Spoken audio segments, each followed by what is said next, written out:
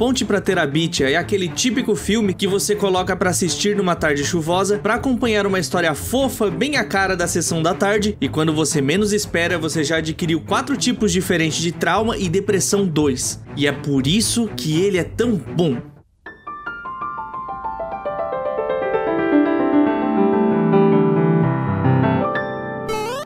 E feliz ano novo! Ah, mas por que você tá desejando feliz ano novo em outubro? Bom, meu último vídeo nesse canal foi especial de Natal em dezembro e é a primeira vez que estamos nos vendo desde o ano passado. E festividades à parte, hoje vamos falar de um filmaço responsável por um dos meus maiores traumas de infância, mas que eu adoro até hoje. Porque hoje nós vamos falar de Ponte pra Terabithia, um filme com uma história envolvente, personagens cativantes e talvez um certo uso de substâncias meio ilícitas aí. E vamos parar de enrolar e ir direto pra história do filme.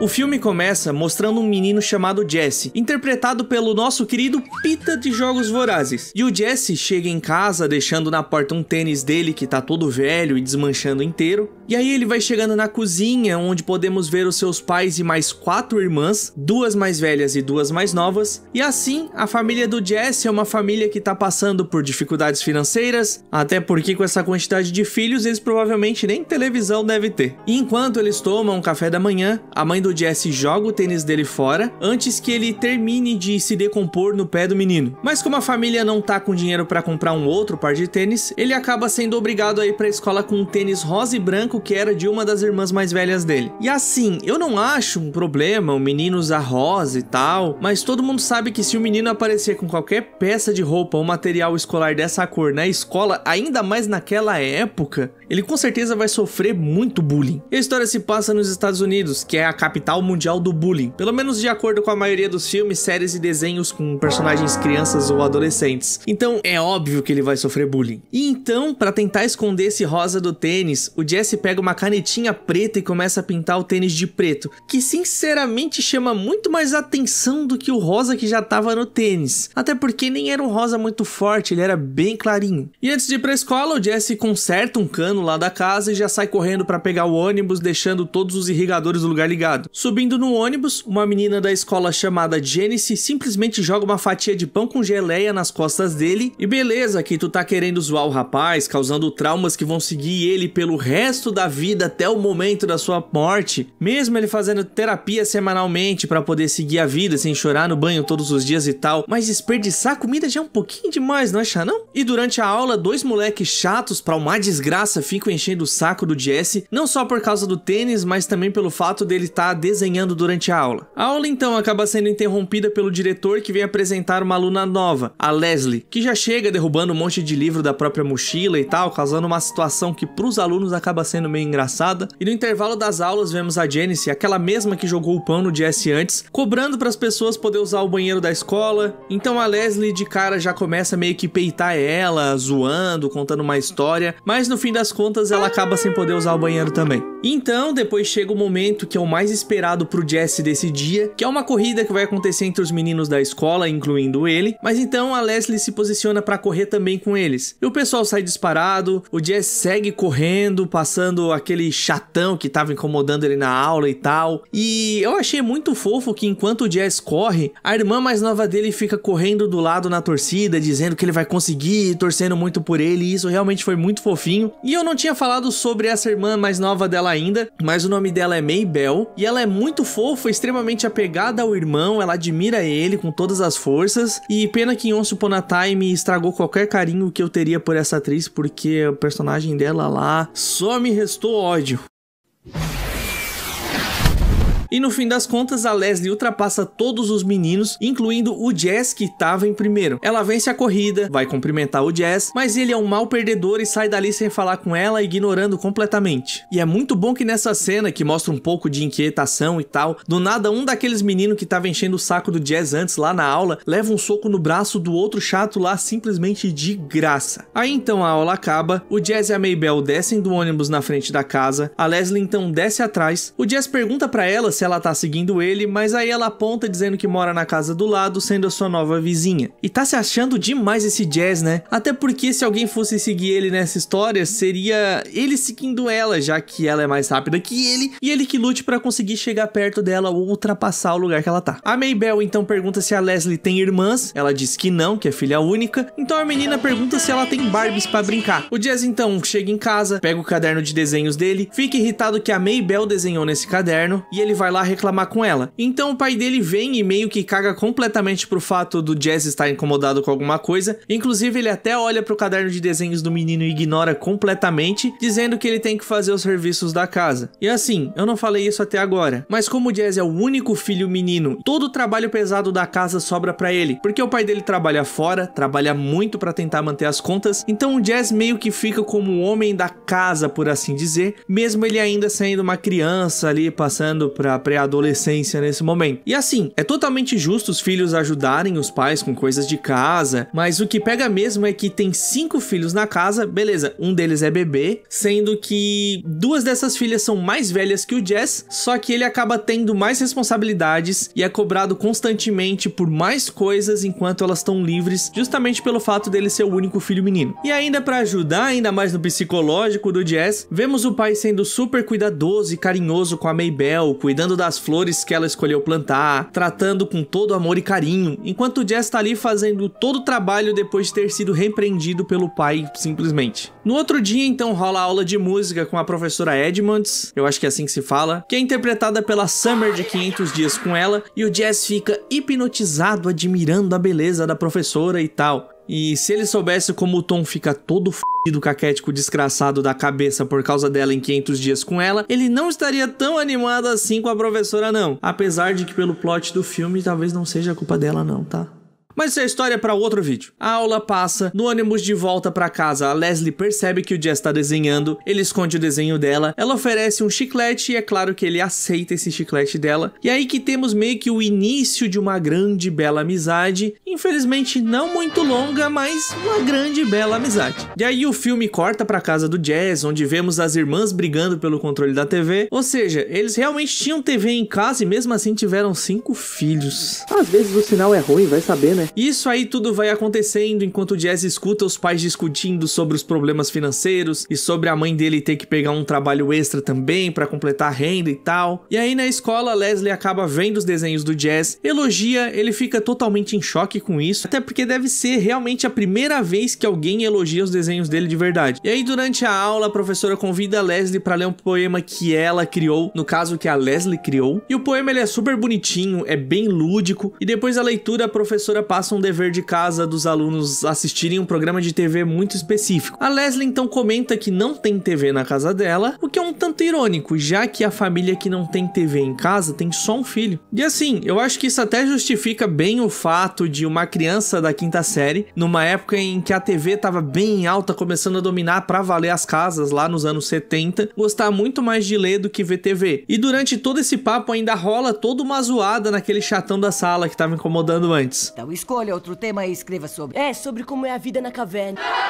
Já chega, Sr. Holger. No ônibus de volta pra casa, a Leslie senta no lugar da Janice e o Jazz sai correndo pra avisar ela e os dois acabam sentados um do lado do outro e tal. Depois de descer do ônibus, a Leslie convida o Jazz pra fazer alguma coisa e a Maybelle fica muito triste que não pode ir junto. Então a Leslie diz que vai dar de presente pra ela as Barbies que ela brincava. Eu não brinco mais com as minhas Barbies. Se quiser, pode ficar com elas. Tá me dando pra sempre? Tô. Valeu! A Leslie e o Jazz então apostam uma corrida até o meio do mato, onde ela vence outra vez, claro, porque ela é bem mais rápida do que ele, e eles começam a conversar e tal. Então ela diz que não fez as coisas que estão na redação dela. O Jazz pergunta se ela mentiu e ela diz que não, que na verdade ela só inventou as coisas que estavam lá. E ela ainda contra-ataca perguntando se ele viu as coisas que ele desenha ou se ele só inventou. E olha, é um bom ponto. Geralmente arte, num geral, não precisa de um motivo em si pra existir. Ela pode só surgir, entre aspas, do nada. Mas até onde eu sei, a redação era sobre as férias dela e não sobre uma história que ela inventou.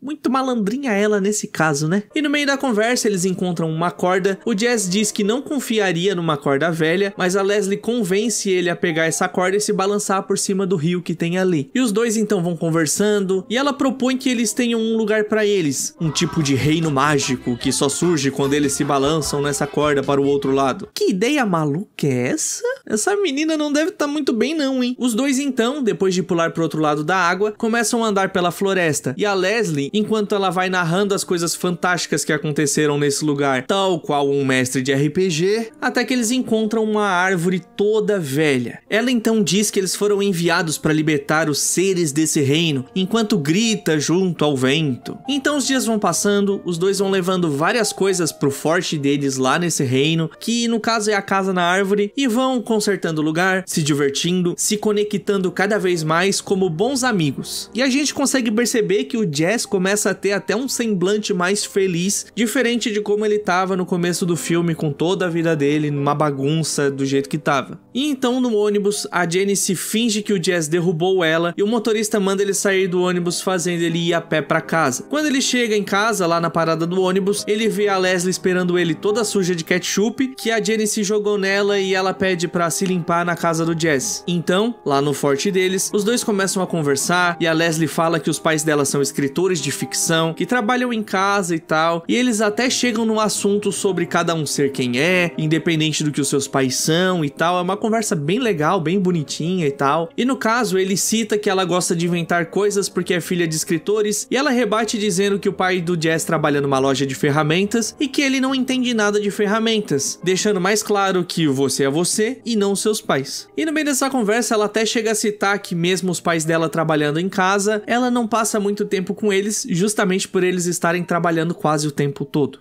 Mas antes que esse assunto legal termine, eles são atacados por um esquilo que eles dizem ser meio esquilo e meio Scott Hugger, que é o nome de um daqueles meninos chatos lá da escola. Então a Leslie fica surpresa que o Jazz também enxerga eles da mesma maneira que ela vê. O Jazz então dá um socão no esquilo, fazendo ele voar pra longe, o que deveria ser considerado um crime ambiental, porque eles estão invadindo uma floresta, a casa do esquilo, e batendo nele. Então, depois disso, os dois sobem numa árvore pra ver o reino, e vemos que apesar de já está entrando na vibe, na lombra louca dela ali, ele ainda não entrou de cabeça nessa viagem e não tá vendo exatamente o mesmo reino que ela. Mas aí depois ele começa a enxergar tudo exatamente como ela vê, e aí a Leslie nomeia o nome do reino como Terabithia. Então vão passando mais uns dias, o aniversário do Jazz chega, ele ganha dos pais aquela pista de corrida que tu só segura o botão e o carro fica andando em círculo muito louco, mas como esse moleque não tem um dia de paz, algum animal invadiu a estufa da família onde ficam as plantações deles. No ônibus então, a Leslie dá de presente de aniversário pro Jazz uma maleta com várias tintas e pincéis pra pintura que eu queria muito uma dessas também. E depois os dois vão terminando de reformar o forte deles lá em Terabithia, com várias pinturas e utensílios, até que uma árvore cai ao lado, e então eles vão seguindo pegadas gigantes de um troll, enquanto correm super rápido por essa floresta. Então em um outro dia amanhecendo, o Jazz escuta a armadilha que o pai dele colocou na estufa. Indo lá, ele pega essa armadilha com o animal, vai pra longe, solta o bicho que o pai queria matar. E mesmo levando o animal pra longe, o pai do Jazz fica muito irritado com o menino, dizendo que essa é a vida real, não os desenhos dele, e que ele tem que parar de sonhar e tem que obedecer e tal. E isso reflete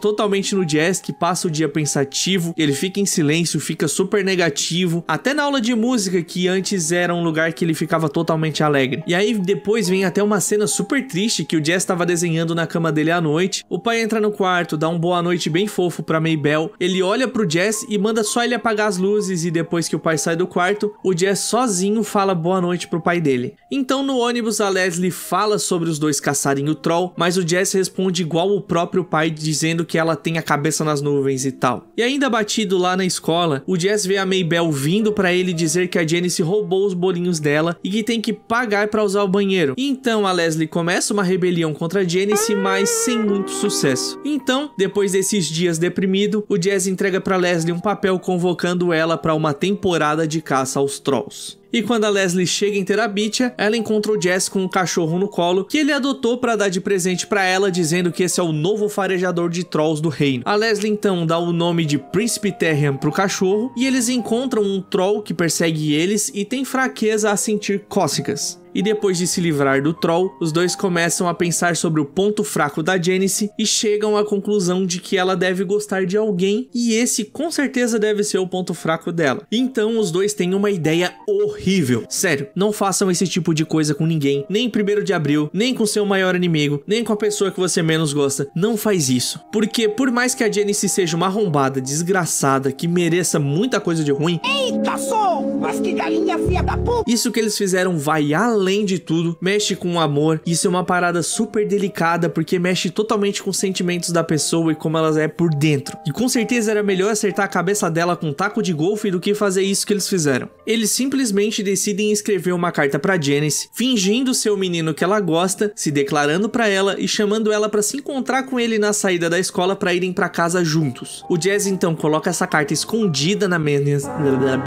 O Jazz então coloca essa carta escondida na mesa da Janice. Ela lê, claro que ela acredita, fica toda emocionada, mas ela leva um baita fora na frente de todo mundo e o pessoal do ônibus fica rindo dela, enquanto ela se sente muito triste por causa disso. E descendo do ônibus, a Mabel pergunta se pode seguir o Jazz e a Leslie, e ele diz que não. Então nós temos essa resposta incrível vindo dela. Eu posso ir? Você não pode.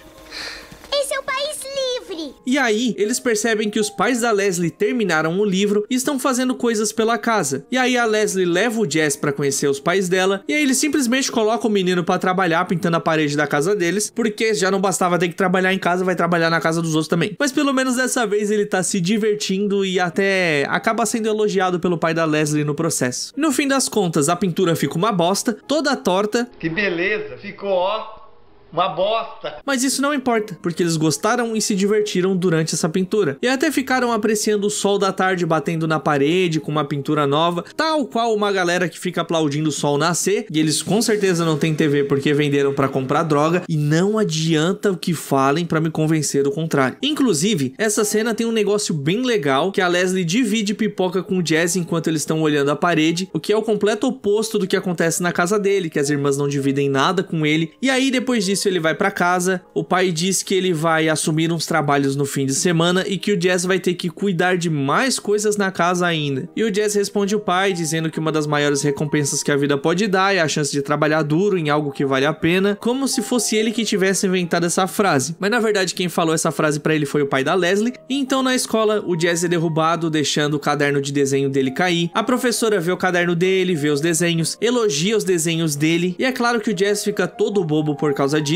até porque ele meio que demonstrou ter um certo crushzinho por essa professora. Então depois a Leslie encontra o Jazz no corredor, dizendo que a Janice tá no banheiro das meninas chorando muito. Ela tem certeza de que não é por causa da carta que eles fizeram, até porque já faz um certo tempo que isso tudo aconteceu, mas mesmo assim reforçando, não façam isso que eles fizeram. O Jazz diz então que não pode entrar no banheiro feminino e convence a Leslie a ir lá falar com a Janice sozinha. Afinal, uma garota que enfrenta um troll gigante pode enfrentar uma garota da 8ª série, e assim acontece. A Leslie fica uma parte da aula fora conversando com a Janice, e no ônibus nós vemos que nem as amigas da Janice se importam mais com ela, ficando no lugar dela e ela sentando lá na frente sozinha e triste. Em terabithia, a Leslie conta a conversa que teve com a Janice, e aí ela fala que a menina apanha do pai dela com muita frequência e que a última vez ela gritou tão alto que os vizinhos chamaram a polícia. E além disso, todo mundo da 7ª e 8ª série ficou sabendo disso e por isso ela tava tão triste. Na verdade, isso até explica por que ela é tão agressiva. A coitada não tem paz em casa, acaba apanhando de graça várias vezes e ela acaba externalizando isso porque ela aprendeu a linguagem da agressividade. E como cada desgraça é pouca, ainda teve 2 arrombados que fizeram ela quebrar todo o coração dela achando que o crush dela estava apaixonado por ela, fazendo ela ser humilhada na frente de todo mundo.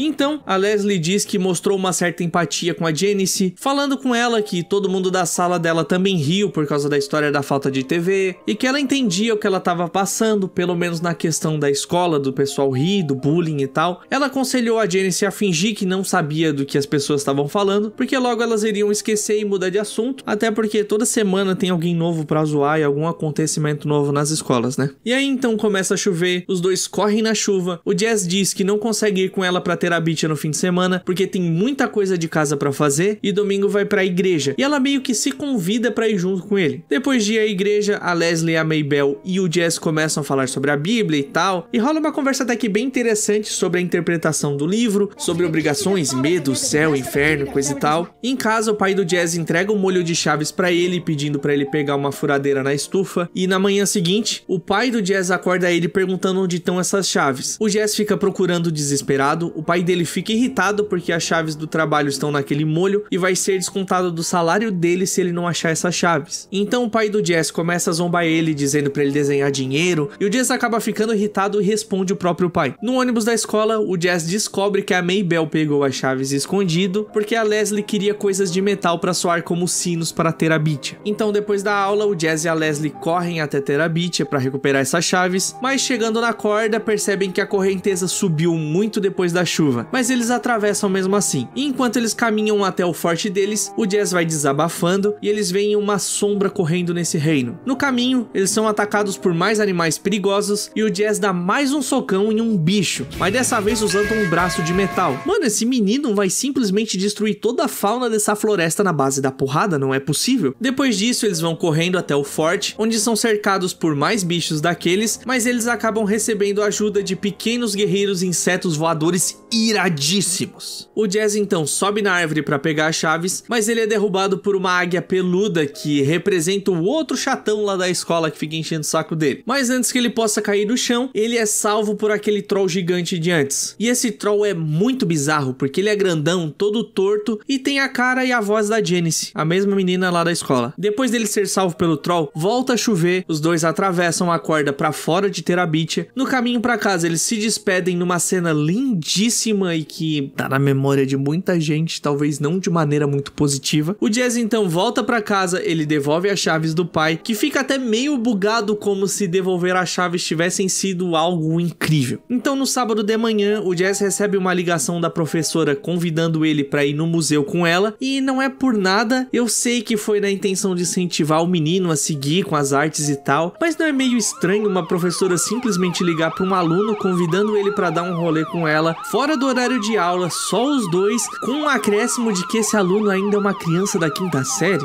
Isso não só é estranho, como pode ser perigoso, porque além dela ser professora e adulta, ele é um aluno criança, e ela é a Summer do 500 dias com ela. O Jazz então acorda a mãe dele bem cedo, porque tudo que os pais querem é ser acordado cedo num sábado pelo filho, e ele pergunta se pode ir nessa tal excursão com a professora, e ela diz que sim, no meio do sono dela, e eu realmente não sei o que faz essa mãe ser mais desnaturada. O fato dela deixar o filho fazer algo de escola no sábado, dele sair sozinho com a professora, ou dela só estar cagando pro que ele tá falando, porque mais pra frente ela não vai nem lembrar de ter deixado ele sair. Quando a professora busca o Jazz, ele olha pra casa da Leslie de longe, a professora pergunta se ele esqueceu algo e ele diz que não. Então a professora e o Jazz passam o dia no museu, conversam sobre arte, a professora até diz que uma mente como a do Jazz pode criar um novo mundo e coisa e tal. O Jazz então chega em casa, encontra a mãe dele chorando desesperada, que abraça ele, sem saber onde ele tava, e eu falei que ela não ligou pro que ele falou mais cedo. O Jazz não entende nada do que tá acontecendo, até que o pai dele diz que a Leslie foi balançar numa corda, essa corda arrebentou, então ela caiu no riacho e se afogou.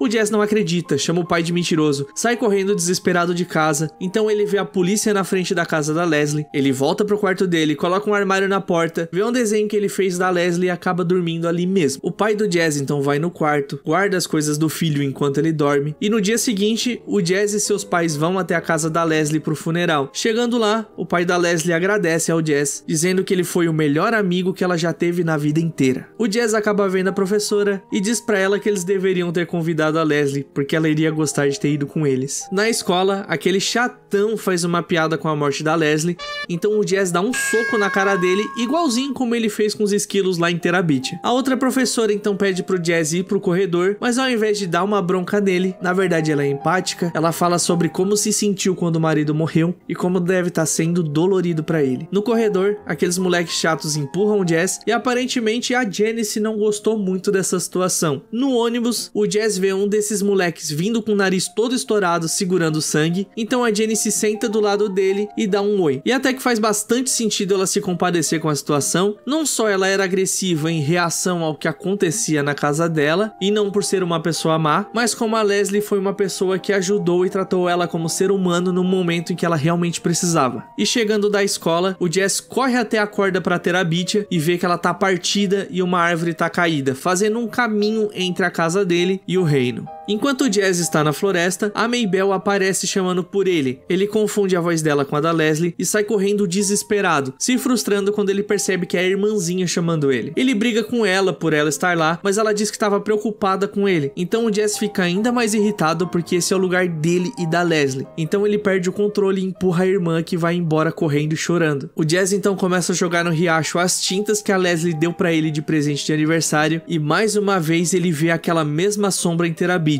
Ele tenta fugir da sombra, mas ele cai no chão, e quando essa sombra se aproxima, quem chega no Jess é o seu próprio pai, abraçando o filho, dizendo que tá tudo bem, enquanto o Jess chora dizendo que acabou tudo. Ele até fala sobre a questão da Bíblia que eles conversaram antes, perguntando se a Leslie vai pro inferno, já que ela não acreditava e não sentia que precisava ler ou precisava acreditar. E então o pai dele diz que ela com certeza não vai pro inferno, e aí o Jess diz que quem vai então é ele mesmo, porque ele tá se culpando pela morte dela. Ele acha que por não ter convidado ela para ir no museu naquele dia, ele foi o responsável, não apenas por não ter levado ela pro museu, mas porque ele não tava lá para ajudar ela quando aconteceu. Então o pai dele diz que ele deve guardar com ele o que ela ofereceu para ele, a amizade dela, tudo de especial que eles construíram, e que isso vai manter ela viva. Mais tarde, o Jess vai até a Maybelle pedir desculpas pelo que ele fez e dizer que ele sente falta dela, mas ela ignora, até porque ela tá muito triste e chateada com o que aconteceu e como ele tratou ela. Então o Jess olha para um desenho que a Maybelle fez, um desenho que é ele com uma criatura, e assim ele percebe que ela tem a mesma imaginação que ele e a Leslie, inclusive gostando de desenhar igualzinho a ele. Um tempo então passa, o Jess consegue lidar melhor com o luto, consegue se despedir da Leslie colocando o desenho que ele fez dela em uma pequena jangada e deixando o riacho levar. O Jess então pega as madeiras que sobraram na casa onde a Leslie morava e começou a construir algo em Terabithia. Ele então vai até a Maybelle e diz que tem um lugar muito legal para que ela possa brincar, mas que esse lugar tem que ser um segredo, e leva ela até uma ponte que ele construiu, com uma placa que tinha escrito "Nada nos intimida". Então o Jess colocou uma pequena coroa na cabeça da Maybelle e vai contando sobre a novidade do reino, que uma nova princesa chegou em Terabithia, enquanto a ponte que ele construiu vai se transformando. Os dois chegam em Terabithia, onde o Jess recebe sua coroa como rei, ao lado da princesa Maybelle e os habitantes de Terabithia. Tudo isso após passar pela ponte de Terabithia. E eu até pretendia fazer um final mais interessante para esse vídeo, analisando algumas coisas, mas eu desidratei e preciso me recompor. Então deixa sugestões de outros filmes aí, dá um like e fui!